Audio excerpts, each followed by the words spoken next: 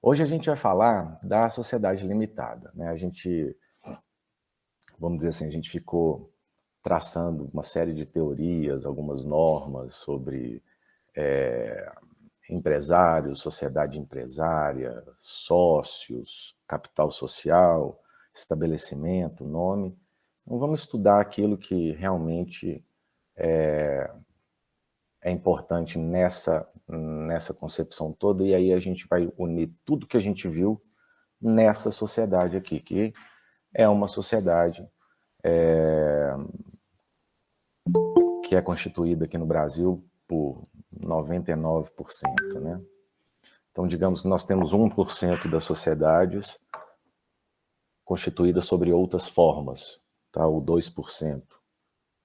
E essas outras formas são, né, dentro do direito empresarial, seria a antiga Eireli, né, que aí ela deixa de existir, a sociedade em nome coletivo, sociedade em comandita simples, em comandita por ações e a sociedade anônima. Tirando a Eireli, né, vamos desconsiderar a Eireli, a sociedade em nome coletivo e as comanditas, elas praticamente não existem. Salvo engano, a última vez que eu olhei, salvo engano, tinham 5 sociedades em nome coletivo registradas no Brasil. Então é por isso que a gente não dá tanta ênfase a ela, porque é muito arriscado no Brasil a gente responder pelas nossas dívidas sociais e ainda aderir a um tipo de sociedade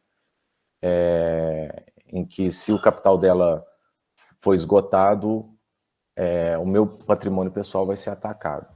Então, a sociedade limitada ela vem exatamente para tentar aparar essas arestas, né? Então, a gente tem o seguinte. Eu já mencionei para vocês, a primeira sociedade anônima que existiu foi aquela, né, da Companhia das Índias Orientais, né, lá em Amsterdã. Esse foi um tipo de sociedade, né, uma das primeiras sociedades existentes em que os sócios, nesse caso os acionistas, não respondiam pelas dívidas contraídas pela sociedade. Tirando esse tipo societário, a gente tinha apenas uma sociedade, que era a associação de pessoas. Então entrava o patrimônio pessoal dos dois para criar esse tipo de sociedade e todos respondiam pelas dívidas contraídas por essa sociedade. Então foi um grande apelo a construção de um tipo de sociedade para pequenos negócios, né, em que os sócios não respondessem mais pelas obrigações da sociedade. O que isso quer dizer? Esgotado o patrimônio da sociedade, pelo tipo de sociedade escolhido pelos sócios, estes não vão ser responsabilizados pelas dívidas contraídas pela sociedade. Então, no Brasil, a gente tem a origem, né, da sociedade limitada em 1970 ou 60, mais ou menos. Só para vocês terem ideia de como ela é muito nova aqui no Brasil. E ela tinha um nome de Sociedade por Cotas de Responsabilidade Limitada. E ela vigeu até 2002, quando ela foi substituída, só o nome foi substituído apenas para Sociedade Limitada. Então, trata-se aí de um tipo de sociedade, né? Ou seja, um tipo de pessoa jurídica, em que ela é constituída, em que há essa característica de limitação da responsabilidade dos sócios em relação às dívidas sociais. Por se tratar de uma sociedade, originariamente ela foi constituída por 2 ou mais pessoas.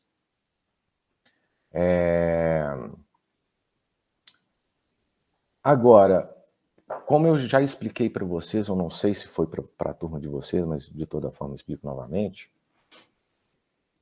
a sociedade limitada unipessoal foi só mais um avanço dentro do direito empresarial, porque a gente já discutia um tipo de sociedade, um tipo de pessoa jurídica, em que pudesse existir apenas uma única pessoa. Vocês podem, inclusive, olhar no site do Congresso, ou no site do Planalto, os projetos de lei, no site do Congresso, na verdade, lá na Câmara. os projetos de lei que tramitaram relativamente à criação de algum tipo de sociedade com a existência de um único titular. E de onde que a gente está vendo isso? De onde que a gente tira essa ideia de uma sociedade unipessoal, que soa até esquisito? Do fato de que a gente usa a sociedade limitada em pequenos negócios e a gente coloca pessoas como sócio apenas para cumprir o quadro social. O sócio laranja, o sócio fantasma, o sócio inexistente. Por quê?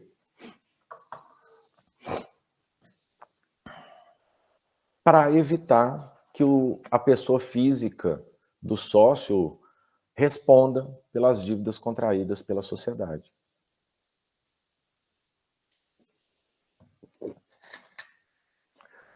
E aí, lá na Alemanha, começou essa discussão lá em 1903, uma discussão sobre a adoção de uma sociedade limitada unipessoal, e que foi se desenvolver somente em 1980 e alguma coisa.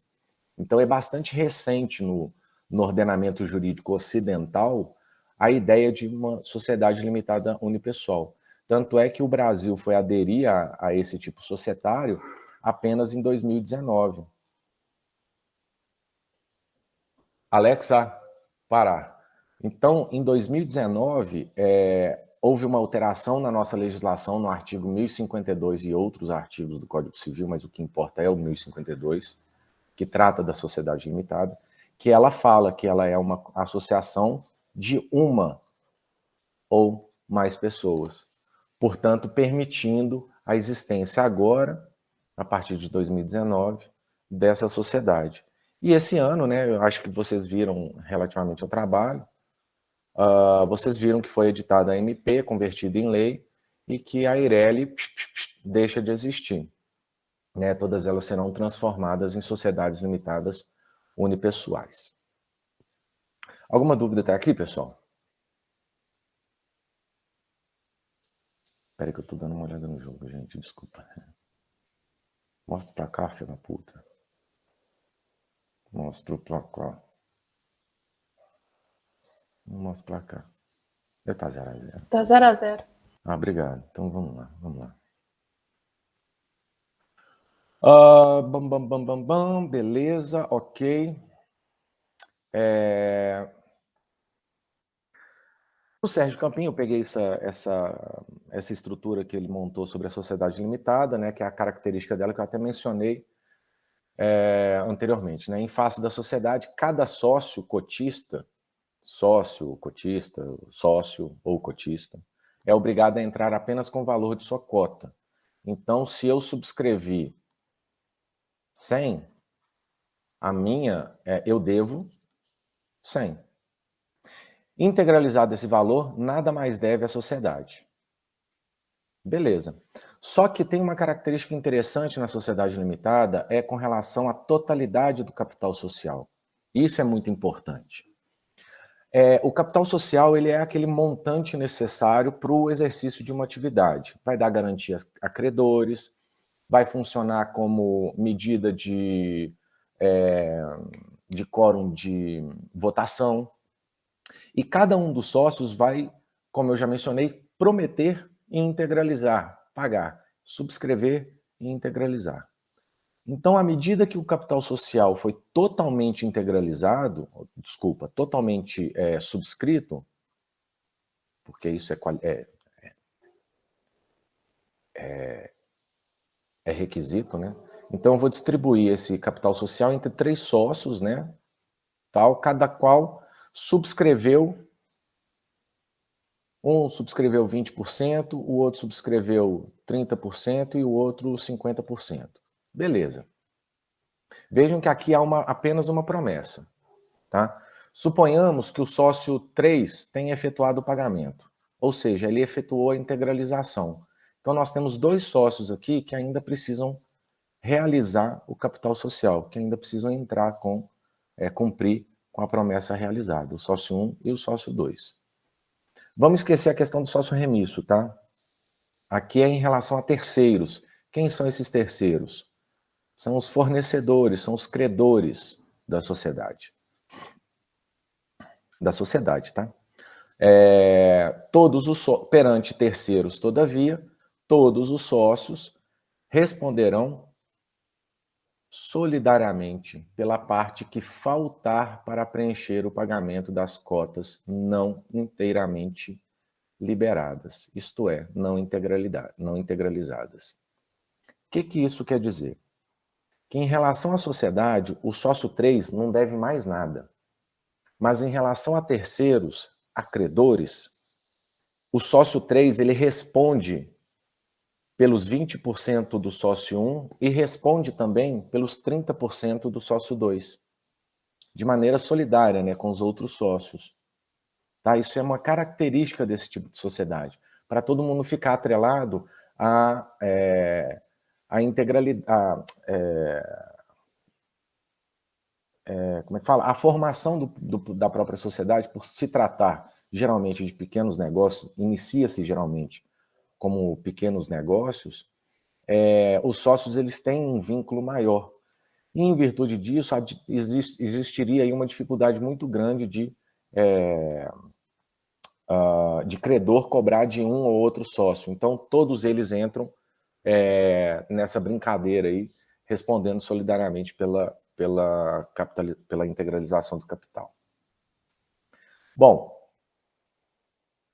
nós temos aí uma série de artigos, a partir do artigo 1052 do Código Civil, que vão tratar da sociedade limitada.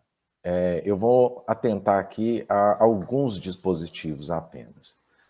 Então, o primeiro, né, na sociedade limitada, a responsabilidade de cada sócio é restrita ao valor de suas cotas, que foi o que o Campinho mencionou, mas todos respondem solidariamente pela integralização do capital social. Alguém tem dúvida de como funciona? De como é isso?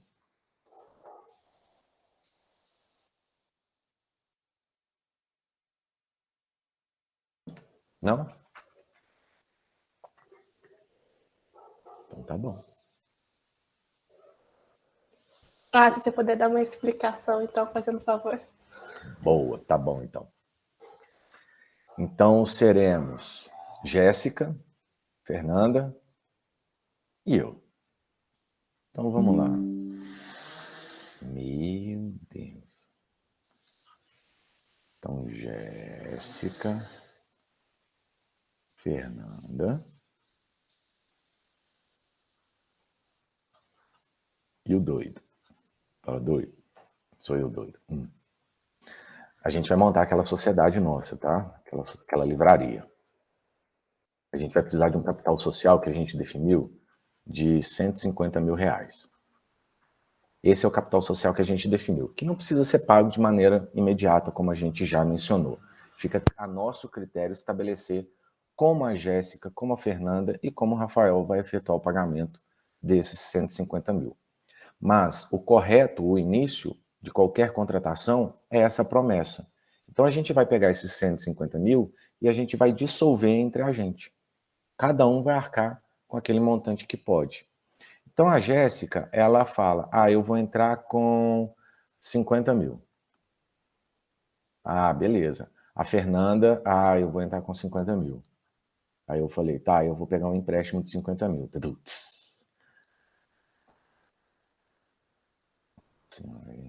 Meu Deus. Bom, então vejam só, aqui houve apenas uma subscrição, uma promessa.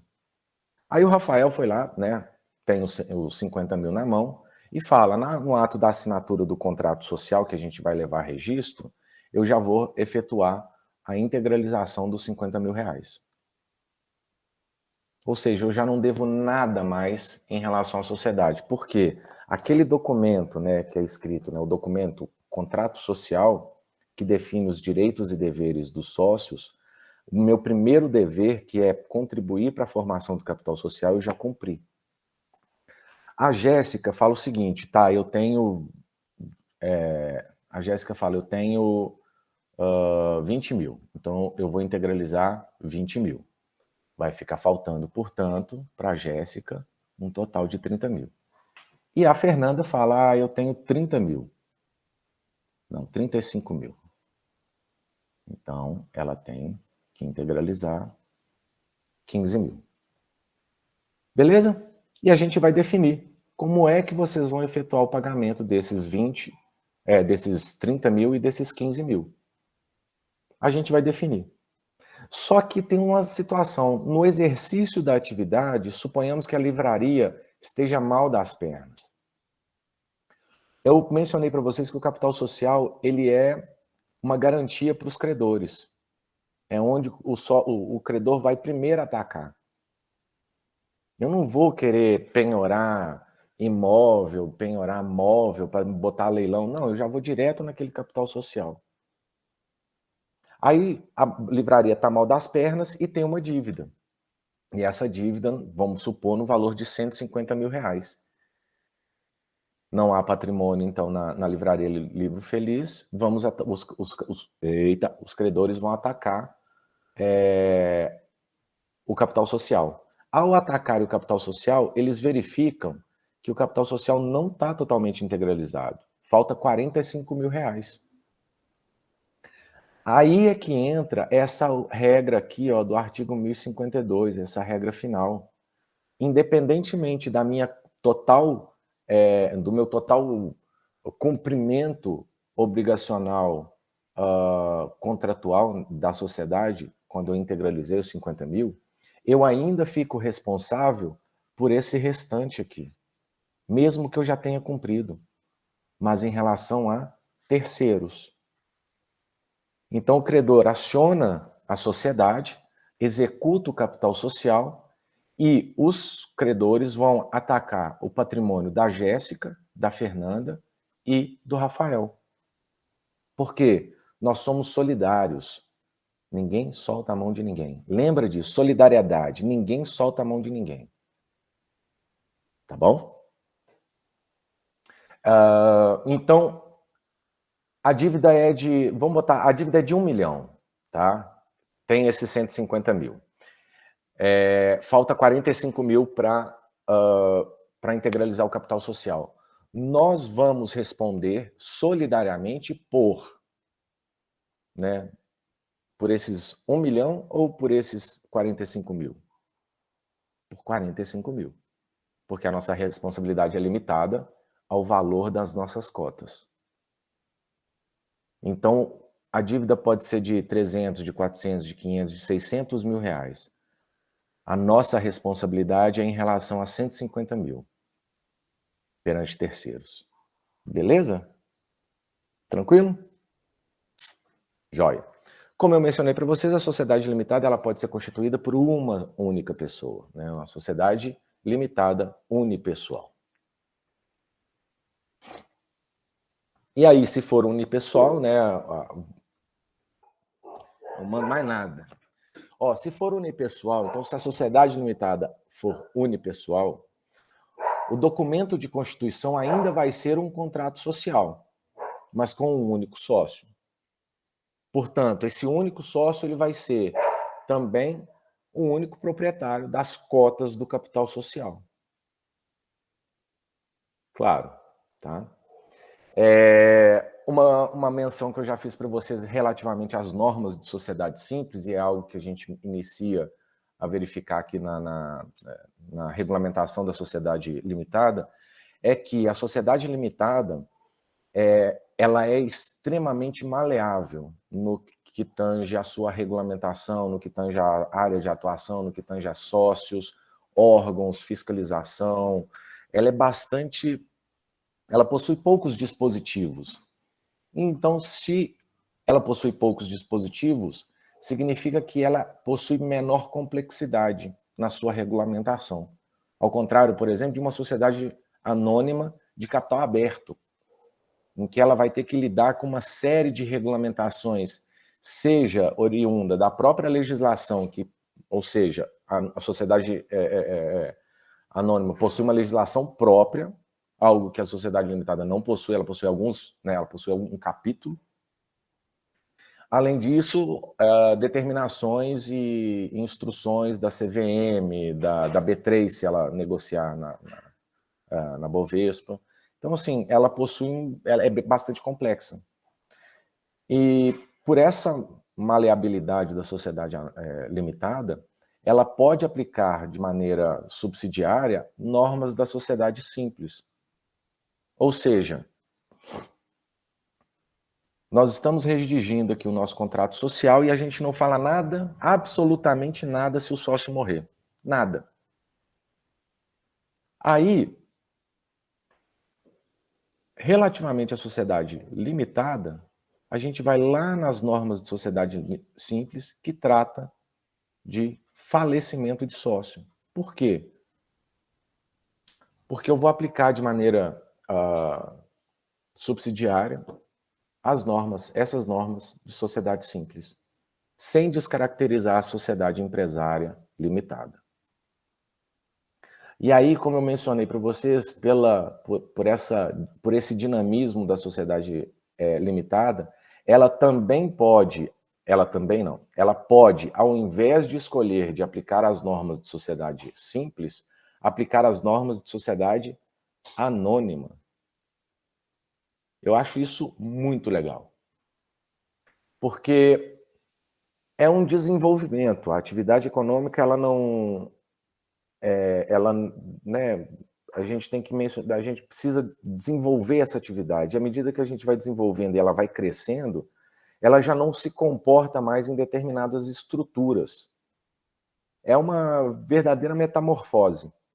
Então eu vou ter um empresário individual que posteriormente se associa, aplicando normas de sociedade simples, e pela estrutura da atividade ela já vai, então, faz uma alteração do seu contrato, aplicando as normas de sociedade anônima, para permitir uma melhor distribuição das competências societárias, por exemplo, porque a atividade já está ficando muito complexa. Daí é um passo para você fazer mais um processo de transformação, que é o momento em que você sai da sociedade limitada e entra para uma sociedade anônima. Algumas optam pela sociedade anônima de capital fechado, o que indica que as ações, os valores mobiliários que a sociedade negocia, você não encontra essas ações no mercado de balcão, na Bolsa de Valores. Você encontra no boca a boca, para dificultar bastante mesmo essa transferência de titularidade. Tá? Já a sociedade anônima de capital aberto, aí já é a dança do frevo. Tá bom? Vamos lá, então. Eu trouxe aqui para você... já passou os 35. Eu trouxe aqui para vocês um caso bastante fresco, que é do Fibbank. Eu não sei se vocês conhecem. Tá? O Fibbank, ele é uma sociedade anônima de capital fechado. Então, muita coisa que tem na sociedade simples, a gente vai achar na estrutura dessa sociedade. E o que eu vim trazer aqui para vocês? Não é o que o Fibbank faz ou deixa de fazer, é apenas um pequeno trecho do depoimento do empresário, olha meus entre aspas aqui, muito entre aspas, empresário, ele nada mais é do que o administrador do Fibbank. E aí eu trouxe aqui para vocês, espero que vocês entendam o que eu quero dizer. Prestem atenção no capital social.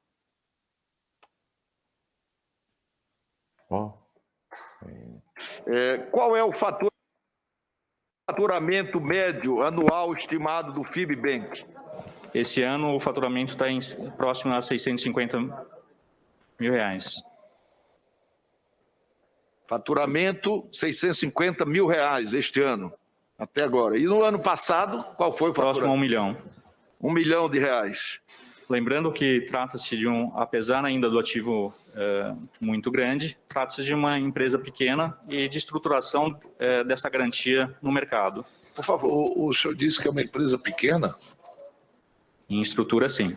E qual é o capital social dessa empresa pequena? 7,5 bi. 7,5 bi. 7,5. Por favor. A estrutura é pequena, mas o capital senador 7,5 bi. Nem vamos ofender. Não, por favor, não. Por favor, senador, me ajude. Não vamos ofender. Microempresa, quanto é o capital 2 a social da 2? microempresa? É 360 mil. E É de uma, faturamento por ano. uma média empresa? Puta! 4 milhões e 800 por ano. E de uma grande empresa? Aí é conforme o faturamento. E uma big empresa de 7 bilhões e meio de capital? Isso vende a cura para qualquer doença. Então tá bom. Não.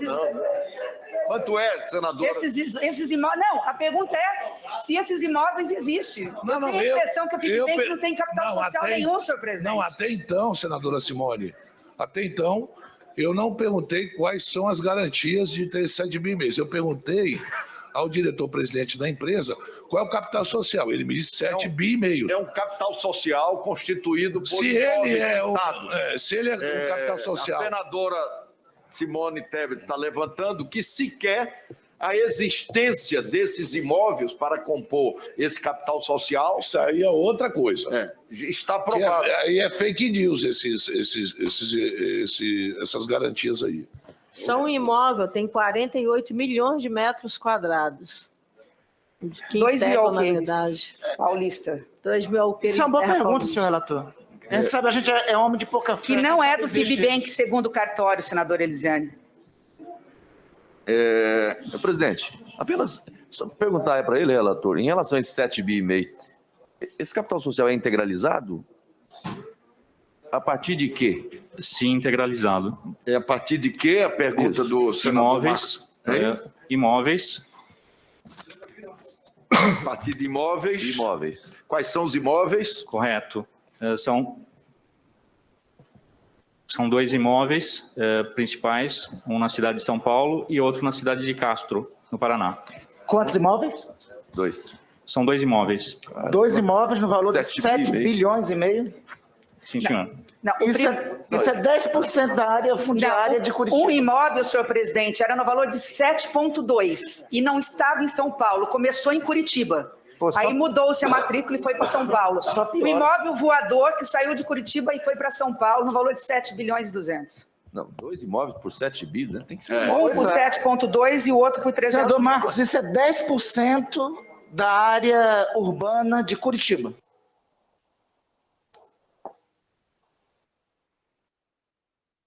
Bacana, né? Pois é, empatou. Tá. Pessoal, vocês viram aí uma microparte da CPI, da pandemia, e eu trouxe exatamente a fala do administrador do FIBBank, em que ele menciona que o capital social do FIBBank é de 7,5 bilhões de reais. Ok, não tem problema, mas a questão é dinheiro, são bens, o que vai ser utilizado para contar esses 7,5 bilhões? Pode falar, Rodrigo. Gol do Galo. Filha da puta, jura? Foi gol, 3-2. 3-2, ô menino. Ô, gente, deixa eu terminar a aula, juro. Deixa eu assistir o jogo e eu gravo para vocês assim uma aula excepcional e ainda pego leve com vocês no trabalho. Beijo, tchau. Amo vocês, vocês estão no meu coração, ó. Tchau. Vai assistir o Galo, professor. Obrigado, Jéssica, meu anjo. Você é chuchuzinho. Você já passou comigo. Tchau. Rafael, o povo tá num foguete aqui que nó. Nossa senhora, gente. Ai, meu Deus do céu. Que sufoco. Boa noite. Boa Bom noite, jogo, boa gente. noite. Obrigado.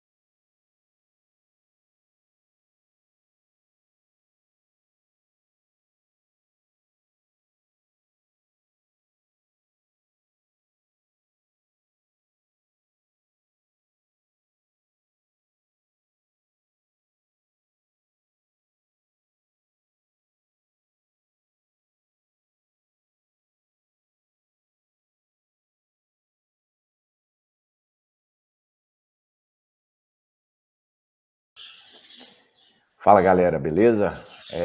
Obrigado por ontem, pela compreensão.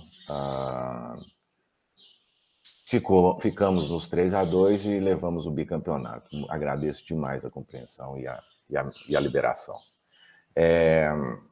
Eu estava revendo aqui a aula de ontem para poder complementar com as informações que eu gostaria de passar para vocês. E o que está faltando mesmo é só a questão do capital social. Eu passei o vídeo para vocês sobre aquele trecho da CPI relativamente ao administrador da Fibbank e mostrei para vocês, inclusive, né, o cartão do CNPJ desse Fibbank. E se vocês prestarem atenção, vocês vão verificar que mesmo ele tendo esse nome de bank, ele não passa de uma sociedade empresária comum. Ele não é uma instituição financeira. Tá? Aqui, pelo objeto dela, vocês já poderão constatar isso. Bom, então, pelo objeto social do Fibbank, vocês já percebem que se trata de uma empresa de consultoria em gestão empresarial. Então, aqui não tem nada relativo a atividades financeiras. Portanto, o Fibbank é uma sociedade empresária comum. Tá? Não vou levar em consideração as ilegalidades cometidas pelo Fibbank, nem em consideração o que foi dito ou não dito na CPI. Eu quero trazer aqui para vocês a informação que foi passada sobre o capital social, né, que, de acordo com o administrador e com os documentos da sociedade, ela possui um capital social de 7,5 bilhões de reais. Não há qualquer tipo de problema uma sociedade ter esse tipo de capital social, seja ele subscrito, seja ele já totalmente integralizado. Tá? O problema que foi identificado ali foi a forma como se integralizou. Então, se a gente vai aqui primeiro para o Código Civil, vamos tratar como a gente está tratando de sociedade limitada, o parágrafo 1º do artigo 1055, ele estabelece que pela exata estimação de bens conferidos ao capital social, respondem solidariamente todos os sócios, até o prazo de 5 anos da data do registro da sociedade. Então, o parágrafo 1º, ele fala no momento em que o sócio está entregando bens à sociedade para compor o capital social.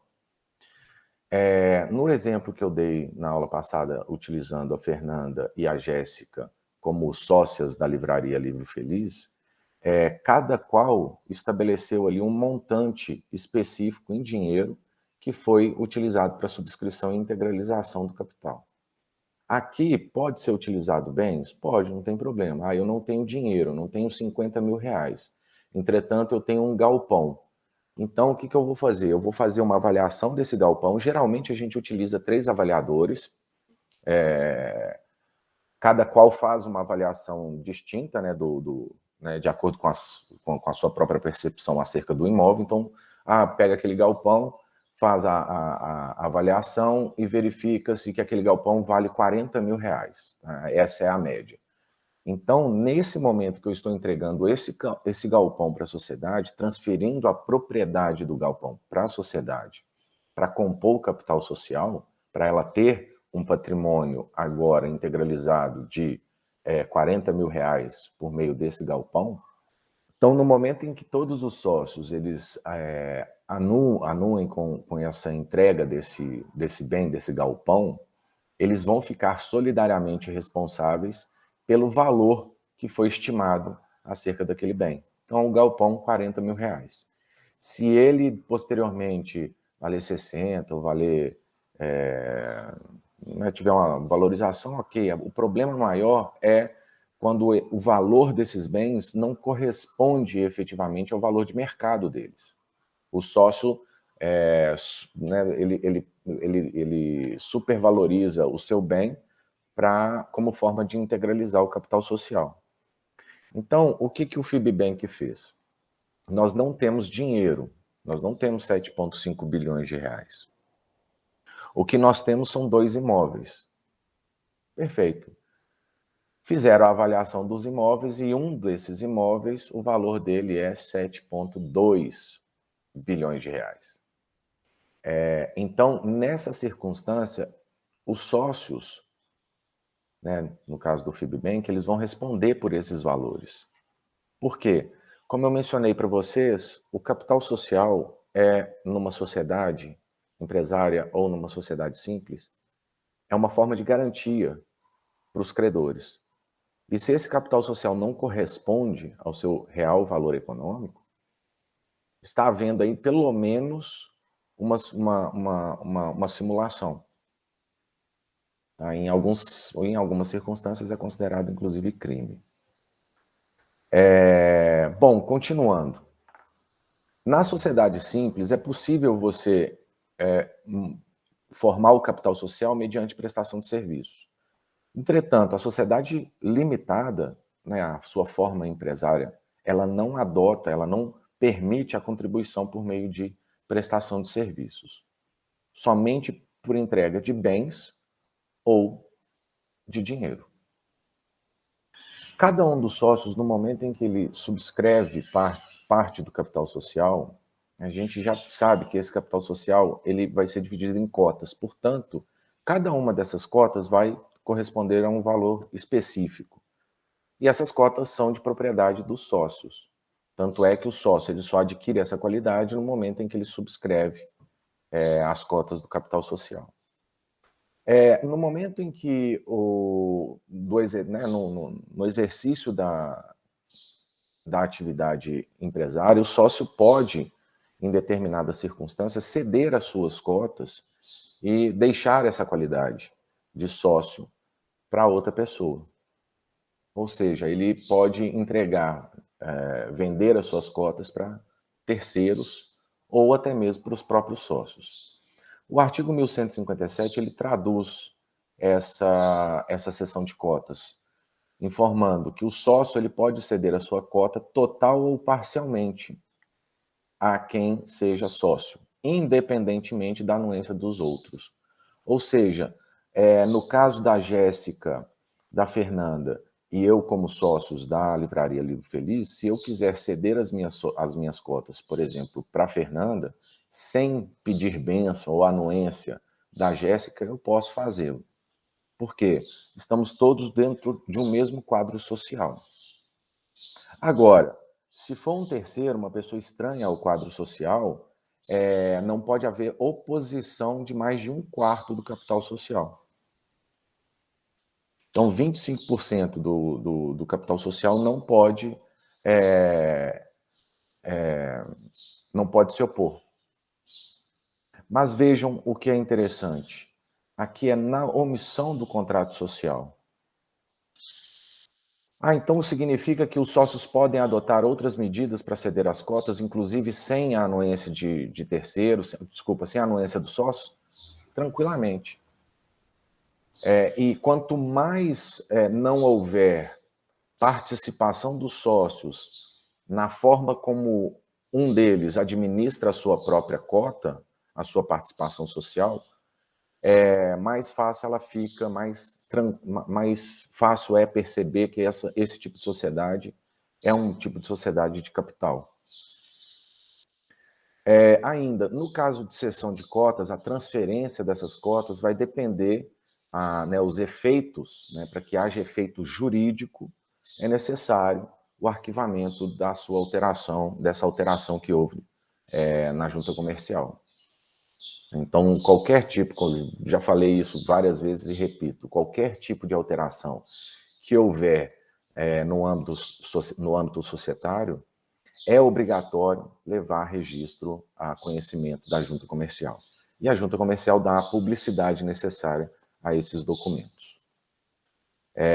Com relação ao sócio remício, nós já vimos, então aqui eu só queria passar a questão mesmo do capital social.